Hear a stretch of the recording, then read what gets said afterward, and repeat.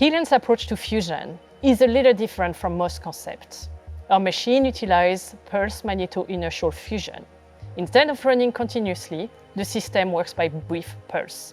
Each pulse drives really large electrical currents, creating intense magnetic field that confine, manipulates, and compress the plasma to fusion conditions.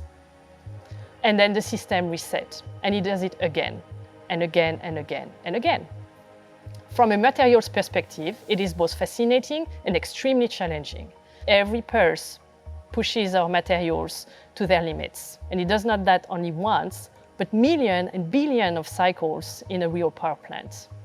And so the question my team spend most of their time thinking about is quite simple. What materials can survive that? And one big part of our job is to select material or to disqualify material, because ultimately we won't be able to fully qualify material before they get into our fusion machine. We expose our materials to a combination of conditions that have been rarely studied before. Very large pulse currents, rapidly changing electromagnetic field, repeated mechanical loading, and everything happen at once. So we can't just look up the answer. We have to create the data. This means designing experiments that expose our materials to similar conditions to a fusion machine. For instance, our first wall, which is the plasma-facing component, we expose materials to hot plasma to look at the material's erosion. We induce thermal shock to look at how crack can potentially form. And we also expose it to cyclic stresses to study lifetime. And when the material fails, we look at the failure mode very carefully. Did it crack? Did it fatigue? Are the electrical properties any different? Has the microstructure evolved, which can lead to potential problems down the line? Because ultimately, we are not only looking at materials that works today, but that can work after millions of cycles. The materials engineer works with mechanical engineers, R&D, neutronics, plasma physicists, production, electrical engineers, and all together, we are making a new machine. But we are also creating a new body of knowledge of materials. Welcome to the Forge. This is one of the spaces that we have where we make materials at the laboratory scale and work on them to create high strength, high conductivity materials, as well as a variety of other materials R&D that we do at Helion. Electromagnets are really important at Helion Energy. They're the beating heart of how our machine operates. An example of an electromagnet is here on the table with me, where I have a nice field reverse configuration roll of tape as an example. The magnet will push onto the FRC, and the FRC, because every action has an equal and opposite reaction, will push right back onto the magnet. If the force or the stress of the FRC pushing back onto the magnet exceeds the strength of the magnet, then it will fail catastrophically. We want to have a material that can survive these higher magnetic fields that we're targeting. We need to increase its strength. One of the problems is if you increase the strength of a metal, typically we do that through alloying, creating precipitation hardening, solid solution strengthening, making the grain smaller. All of these methods typically reduce the electrical conductivity of the material, which if you are trying to generate electricity through the magnets, through this regenerative braking kind of concept that we have, you need a very high electrical conductivity for us to have a efficient fusion generator. And so we need to come up with a method of increasing the strength, but without reducing the electrical conductivity. And there's only a select few methods of doing this in the material space. And we're investigating several different methods. One of my favorites that has a really good opportunity for particularly a fusion environment is through a process called accumulative roll bonding to create a nanolaminate material. Accumulative roll bonding takes two different metals.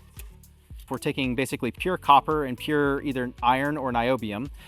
Two very soft materials. Copper has good conductivity, iron relatively soft, not terrible conductivity. The general idea is we can feed two strips through our rolling mill like this. Rolling mill will take it, feed it, reduce the thickness by about half, and then we'll end up with a material that's one single piece of two metals. We will then cut this in half, restack it, reclean it, and then feed it through the rolling mill again. The really cool thing about this is as we go through this iterative process, we take the number of layers in our material and we exponentially increase them, and we're exponentially decreasing the layer spacing between the copper and the iron, for example. Early on in this stage, we get electrical conductivity like in the 60% of that of copper, but we don't really lose that conductivity very much as we continue to process this. But as the layers get smaller and smaller and smaller, the strength of the material begins to increase dramatically, because the majority of our material is now just a bunch of this interface between the FCC copper and the BCC iron. Eventually you do this 7, 8, all the way up to maybe 11 or 12 times, and you get a nanolaminate strip that doesn't look any different on either side, because the layers are now so small that you physically can't see them with light. And you get a material that has tensile strength on the order of maybe 1 GPa and an electrical conductivity around 60% IACS. So you maintain a fairly good electrical conductivity and a high strength. For a fusion environment, this is also a really powerful material because of the interfaces that are present in the material. These interfaces can play a really important role to how this material will behave in an extended fusion environment. The defects generated from the radiation damage of the neutrons coming into the material cause what we call Frankel pairs. They're self-interstitials and vacancies in the material, and they can move around. And one place that they really like to find is an interface. And if they can find an interface, it becomes very easy for those defects to find opposite signs. A self-interstitial and a vacancy can reform and basically be a healed crystal structure.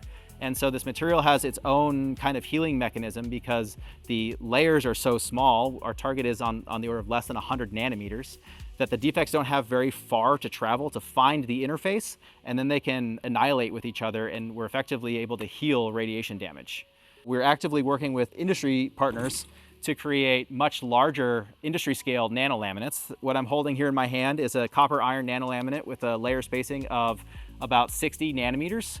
And this is over 200 feet of nanolaminate material, which is an impressive feat.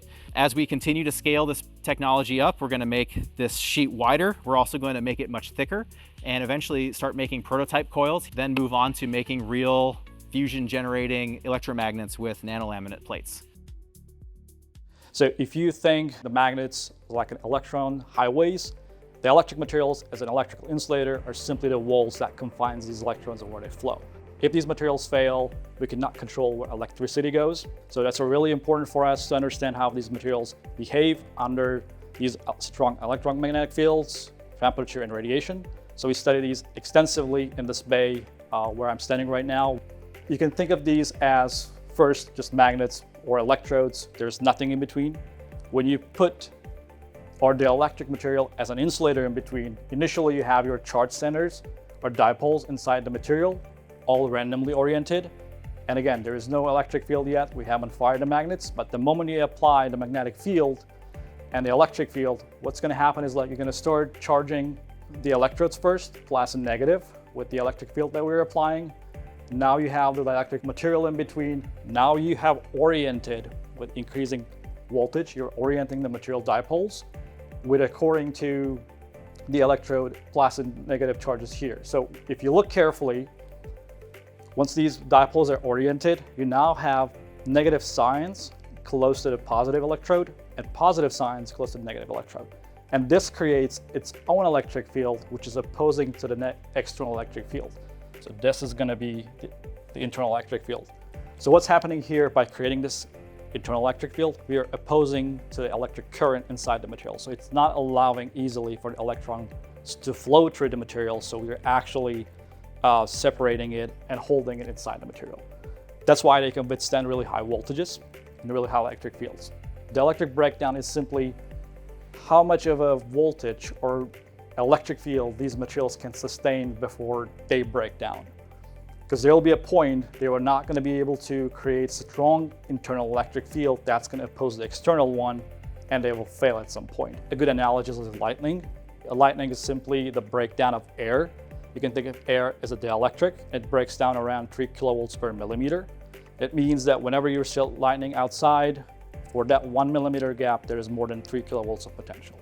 And the same thing here. So electric field is voltage we're applying and the distance, simply the thickness of the material.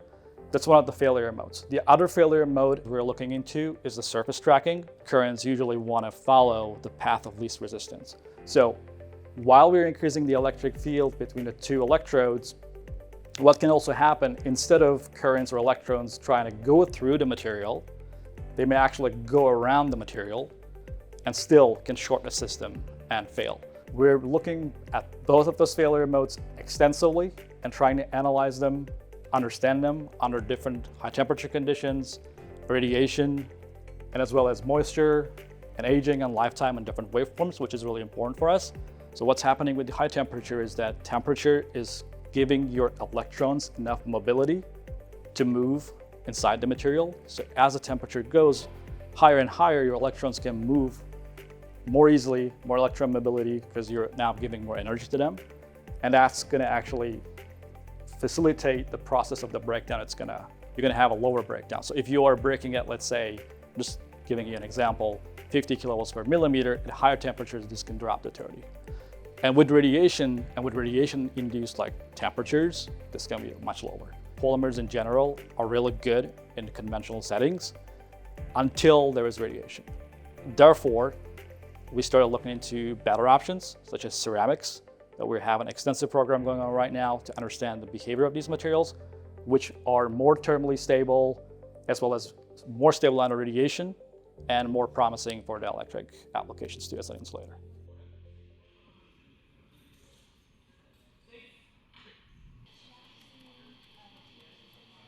One of the materials you've probably seen on images of our previous generators has been G10. It's a greenish-gray polymer composite. One of the materials that we're most interested in replacing G10 with are engineered or technical ceramics. Some of the sort of building blocks of ceramics are that they are held together using very strong ionic and covalent bonds. The atoms don't want to move or react. This is what gives ceramics their high hardness, their mechanical strength, and their chemical inertness. In our specific application, where there's a lot of neutron radiation, the atoms are not so easy to knock out of place. When neutrons hit them, they're much less likely to move, and this makes them much more resistant to that kind of radiation damage.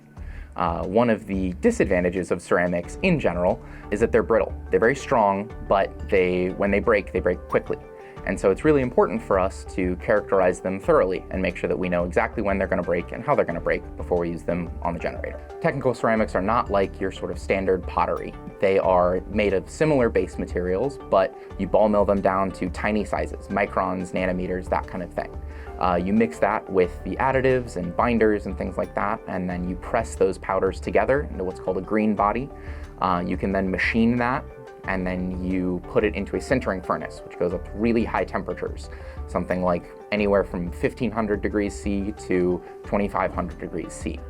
And then once it comes out, it is your ceramic. It's extremely, extremely hard and can only be machined using diamond wheels and things like that. This final material is currently used in things like hypersonics, medical implants, turbine blades, anywhere where you have really extreme temperatures or extreme mechanical requirements or extreme corrosion resistance. And all of these things are potentially interesting to us as well. We look at the composition of different ceramics using things like SEM or ICP or even neutron activation analysis. And then we look at the microscale properties. So things like the hardness, the porosity, we have a nano indenter as well. And then we move into more macro scale properties, things like flexural strength or fracture toughness, how resistant a ceramic is to a crack propagating through it. We also look at compressive strength and fatigue life to make sure that, after millions of pulses, the ceramics will still survive. So we characterize all of these macro and micro scale properties, and then one of the other really important things for us is the effect of radiation. So we irradiate these materials and see how those properties change, and that gives us the ability to understand how we should design around them, and even in the future design better versions of the materials, because with ceramics, tiny additions of additives, even something less than 0.1%, can have a huge impact on the dielectric strength or the fracture toughness. So it helps us design around those properties and even potentially design better materials in the future. Right now, we are figuring out how we want to take the ceramics that we test in-house and make huge parts like you see out of the G10. Currently, ceramics are very easy to make at scales like this, or you can even 3D print some ceramics into very complex small shapes, but we're working with lots of people to figure out how to make big sheets that can insulate between our magnets and eventually insulate our generator. Fusion is one of the most ambitious challenges humankind has ever taken. It takes incredible physics and materials that can survive those environments. That's what my team works on every day. Because ultimately, When material succeeds, we are getting one step closer to make fusion energy a real source of energy for the world.